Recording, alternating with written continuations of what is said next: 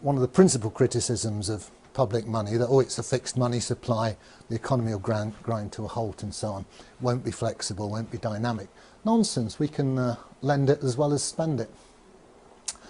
So in that case, we add on these two new money flows. The state lends it to, well, we don't want to lend it to any Tom, Dick or Harry perhaps.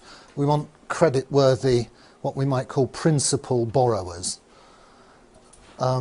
Typically a bank. And the banks could perhaps participate in reverse auction. The state could say, well, here's 100 billion new money, we're going to lend it to the best bids. Okay, you guys submit your IOUs and we'll choose the best one. So it's a nice free market way of doing it. It has a side effect that wholesale interest rates are set by the market and so on. So don't get fazed by people saying that our money supply is fixed and inflexible. There's other ways of doing it. Obviously the state can lend zero interest to public infrastructure projects as well.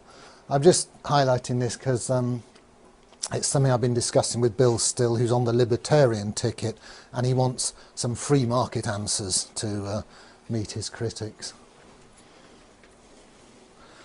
Right, here's a basic operation. It's how the banks make their profit, among other ways. It's the main way they do it.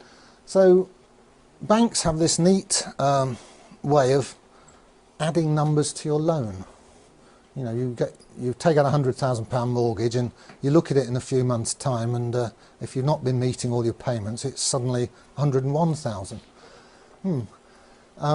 Conversely, all the people who are making deposits with the bank, they get some interest added to their accounts. Not much these days, and the difference between what's added to loans, what adds to the bank's assets, and what's added to the customers' deposits, which increases the bank's liabilities, that's called the spread and gives the bank a lot of its gross profit. It also, of course, charges fees and all sorts of other little niggly ways of getting money out of you. But basically the interest rate spread is their business model. The bank, as we've seen, have operating costs, same as everybody else, leaving a net profit. And this net profit is then distributed, some of it to the shareholders, some is retained, and banks, as they go on year after year retaining profits, that increases that shareholders' capital account on the balance sheet. The bank gets more valuable to its shareholders.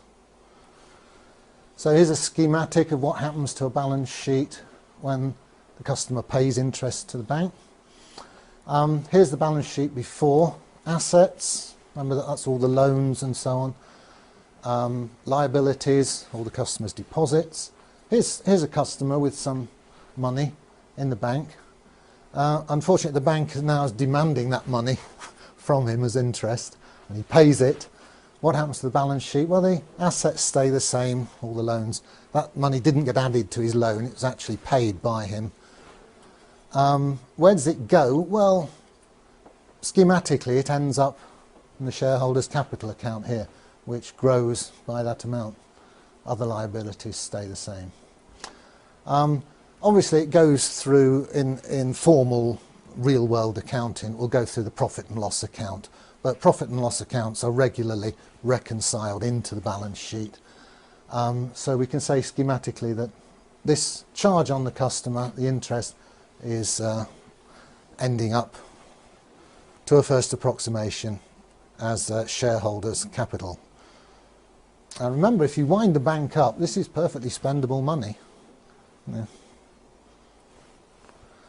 Conversely, it's just when the bank pays a little bit of interest to a customer, well, here's the shareholders' capital account, and it shrinks and the customers get some new money. That's a liability to the bank. So it's just the opposite of the previous slide. There's the gross interest charged on loan. There's the interest paid back to depositor. The difference is the gross profit, which it's sort of a bit skew that it accumulates on the liability side of the bank's balance sheet, but all that means is that the shareholders have dibs on it, should the bank be wound up. Okay, I'll switch tack now to the basic structure of the UK banking system, which is a two-tier system. There's a bunch of banks, high street banks, Lloyds, HSBC and Barclays, etc. And the customers interface with those commercial banks. We deposit our money there and we take loans from them. Each of those banks has its own reserve account at the Bank of England, the central bank. As we'll see, the numbers here that the banks have on their asset sides have different qualities to the numbers here, the ones we get to use, or renter currency. We can't get our hands on the stuff there, unfortunately, although we own it, the bank. So here's a schematic of the two-tier money system. Here's us out here in the economy using what are called broad money numbers. Those ones that have been lent into existence, they're just called broad money. There's a lot more of them than what's called the base money, which circulates between the banks. Goes from one reserve account to another within the computers at the Bank of England. So, interesting points. The causality goes that way. We do all our business, run our economy, and then at the end of each day, behind the scenes, the banks do interbank settlement using these base money numbers. And very interestingly, there's no crossover between, there's no direct crossover between the circulation of these base money numbers between the banks themselves and the circulation of the broad money numbers, which you and I get to use. That curtain puts a barrier between them. There are ways, there are conduits between the two.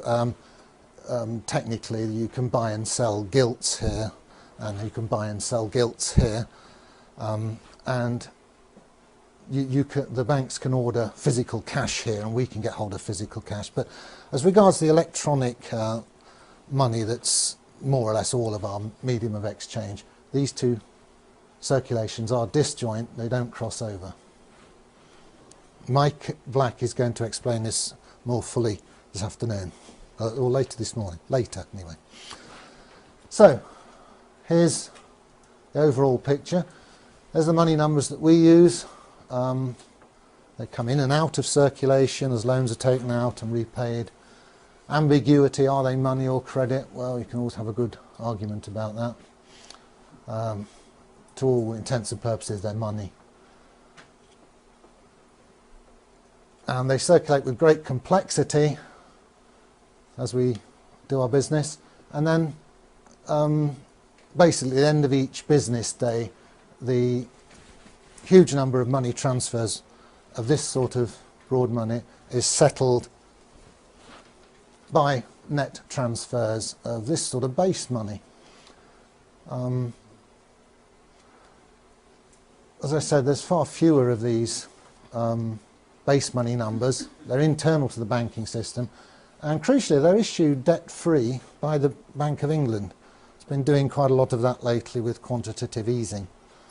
The more money numbers you have in this part of the system, the more easily the banks can settle their differences at the end of each day, because they don't always actually transfer the numbers to each other. Sometimes they have to lend them to each other, and of course then you've got to trust that the bank you're lending to is going to pay you back, and if they look a bit shaky, you're a bit more reluctant to lend to them. So it's quite complicated what goes on here, the inner workings of the system. I like to think of it like this.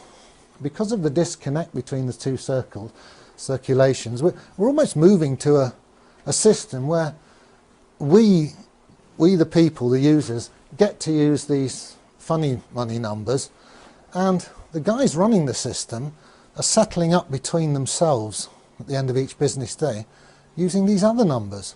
And there's getting to be such a disconnect between them, they might as well be using Smarties to settle up, because their game is to make a very good living by making the rest of us use their funny money numbers. And we gradually, since the Second World War, we've moved incrementally into this, what's now a scam. I think I'll leave it there then and take questions.